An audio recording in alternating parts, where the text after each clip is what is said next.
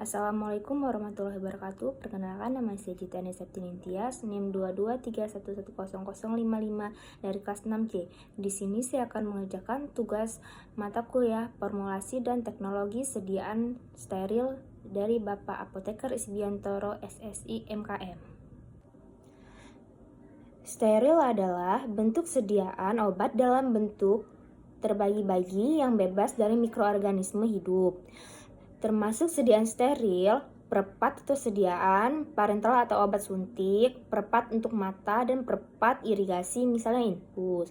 Penggunaan tidak melalui garis pertahanan tubuh manusia, yaitu membran kulit dan mukosa. Maka sediaan ini harus bebas dari kontaminasi mikroba dan dari bahan-bahan toksik lainnya.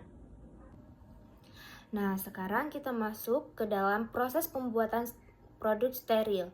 Secara garis besar, proses pembuatan produk steril dibagi menjadi dua kategori. Yang pertama yaitu produk disterilkan dalam wadah akhir. Yang kedua, produk diproses secara aseptis pada sebagian atau semua tahap. Jaminan terbesar yaitu steril akhir, jaminan aseptik yaitu media fill. Sekarang kita masuk ke dengan tipe-tipe kontaminan, yaitu ada viable dan non-viable partikelus. Partikel-partikel debu, serat, atau material lainnya tersuspensi di udara dapat menyebabkan terjadinya kontaminasi produk. Partikel-partikel ini bisa jadi mengandung organisme hidup, misalnya bakteri, jamur, spora, dan sebagainya.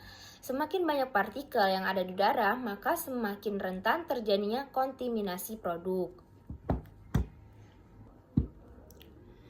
Sumber-sumber kontaminasi yaitu ada 3. Yang pertama ada udara atau lingkungan. Udara merupakan sumber kontaminan utama dalam proses pembuatan obat, sehingga di dalam CPOB diatur adanya syarat ruangan. Kualitas produk sangat dipengaruhi oleh kualitas udara yang ada. Persyaratan HP atau AC dalam proses pembuatan obat diatur sangat ketat dalam CPOB. Yang kedua yaitu ada manusia atau personal. Terdapat lebih dari 200 jenis spesies bakteri yang berbeda yang ditemukan yang berhubungan dengan manusia. Bakteri-bakteri tersebut ditemukan di usus halus, mata, hidung, mulut, rambut, dan kulit. Dan yang terakhir, sumber-sumber kontaminasi yaitu ada mesin dan peralatan. Meskipun terlihat sangat halus, permukaan mesin atau peralatan dapat menjadi gudang bakteri. Permukaan kritis, permukaan yang bersentuhan langsung atau berakibat langsung terhadap sterilisasi produk, wadah, atau penutupnya. Permukaan kritis ini harus senantiasa dijaga sterilisasinya sebelum dan selama proses produk berlangsung. Persyaratan CPOB 2018 pembuatan produk steril yaitu ada yang pertama umum, kedua personalia, ketiga bangunan atau fasilitas, yang keempat peralatan, kelima sanitasi, keenam air, ketujuh pengolahan, kedelapan ada sterilisasi, 9 ada filtrasi produk yang tidak dapat disterilkan dalam wadah akhirnya, dan ke-10 ada penyelesaian produk steril, dan yang terakhir ada pengawasan mutu. Selanjutnya kita masuk ke dalam penjelasan airflow test. Airflow test digunakan untuk mengukur kecepatan dan keseragaman aliran udara dan tingkat atau jumlah pasokan udara. Pengukuran distribusi kecepatan aliran udara ini diperlukan dalam ruangan aliran udara searah atau UDAF dan jumlah pasokan udara untuk non-LAV. Laju atau kecepatan aliran udara pasokan atau volume udara yang disuplai ke instalasi bersih per unit waktu. Juga dapat digunakan untuk menentukan air change atau kecepatan aliran udara diukur di hilir filter akhir atau di saluran pasokan udara. Kedua metode ini mengandalkan pengukuran kecepatan udara yang melewati area yang diketahui. Dalam klarifikasi ruang bersih dan sarana udara bersih. Area bersih untuk pembuatan produk steril digolongkan berdasarkan karakteristik lingkungan yang dipersyaratkan. Tiap kegiatan pembuatan membutuhkan tingkat kebersihan ruangan yang sesuai dalam keadaan operasional untuk meminimalkan risiko kontaminasi oleh partikulat dan mikroba pada produk bahan yang ditangani. Kondisi operasional dan non-operasional hendaklah ditetapkan untuk tiap ruang bersih. Keadaan non-operasional adalah kondisi di mana fasilitas telah terpasang dan beroperasi lengkap dengan peralatan produksi tetapi tidak ada personal. Kondisi operasional adalah kondisi di mana fasilitas dalam keadaan berjalan sesuai modus pengoperasional yang ditetapkan dengan sejumlah tertentu personal yang sedang bekerja. Pada pembuatan produk steril dibedakan 4 kelas kebersihan. Yang pertama itu ada kelas A, yaitu zona untuk kegiatan yang bersikap tinggi, misal zona pengisian, wadah tutup karet, ampul dan pial terbuka. Penyambungan secara aseptis. Umumnya kondisi ini dicapai dengan memasang unit aliran udara laminar di tempat kerjanya. Sistem udara laminar hendaklah mengalirkan udara dengan kecepatan merata berkisar 0,36 sampai 0,5 detik pada posisi kerja dalam ruang bersih terbuka.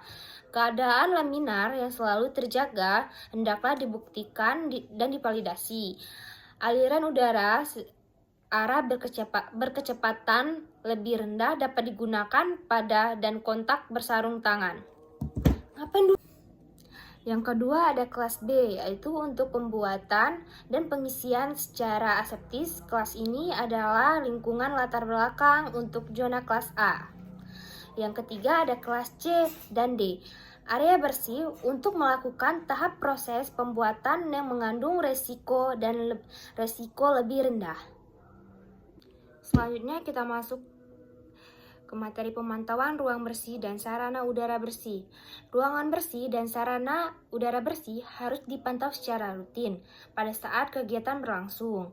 Pemantauan lokasi pengambilan sampel berdasarkan studi analisis risiko yang dilakukan secara formal dan dari data yang diperoleh selama penentuan kualifikasi ruangan atau sarana udara bersih. Untuk zona kelas A, pemantauan partikel hendaklah dilakukan selama proses kritis berlangsung, termasuk peraktikan alat, kecuali bila dijustifikasi bahwa kontaminasi yang terjadi di dalam proses dapat merusak alat penghitungan partikel atau menimbulkan bahaya, misal organisme hidup dan bahan berbahaya radiologis. Frekuensi pengambilan sampel dan ukuran sampel dalam pemantauan zona kelas A hendaklah ditetapkan sedemikian rupa sehingga mudah diintervensi. Kejadian yang bersifat sementara dan kegagalan sistem apapun dapat terdeteksi dan memicu alarm bila batas waspada terlampaui. Personel yang memasuki area bersih atau area steril harus mengganti dan mengenakan pakaian khusus yang juga mencakup penutup kepala dan kaki. Pakaian ini tidak boleh melepaskan serat atau bahan partikulat dan hendaklah mampu menahan partikel yang dilepaskan oleh tubuh. Hanya personil dalam jumlah terbatas yang diperlukan oleh berada di dalam area bersih. Hal ini penting khususnya pada proses aseptik. Infeksi dan pengawasan dilaksanakan sedapat mungkin dari luar area bersih. Personil yang bekerja di area bersih dan steril dipilih secara seksama untuk memastikan bahwa mereka dapat diandalkan untuk bekerja dengan penuh disiplin dan tidak mengidap suatu penyakit atau dalam kondisi kesehatan yang dapat menimbulkan bahaya pencemaran mikrobiologis terhadap produk. Standar higienis perorangan dan kebersihan yang tinggi adalah esensial.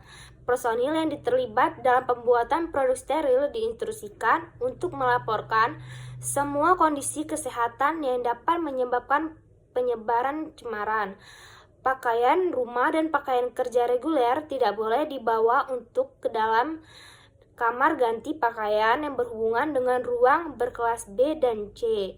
Untuk tiap personil yang bekerja di kelas A atau B, pakaian kerja steril harus disediakan untuk tiap sesi. Itu saja yang dapat saya bisa sampaikan. Saya akhiri. Wassalamualaikum warahmatullahi wabarakatuh.